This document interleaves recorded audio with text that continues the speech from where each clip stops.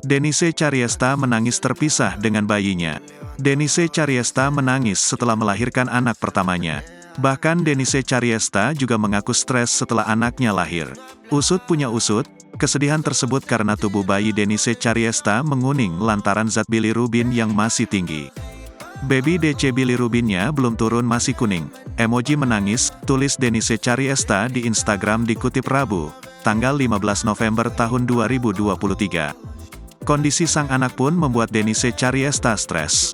Stres banget gue liat baby Denise Chariesta di baby box gini, sambungnya. Pengusaha bunga ini lantas berharap tubuh bayinya bisa segera normal. Pasalnya, Denise Chariesta sudah tidak sabar untuk kembali ke rumah bersama dengan sang buah hati. Ya Tuhan, aku sayang sekali sama baby Denise Chariesta.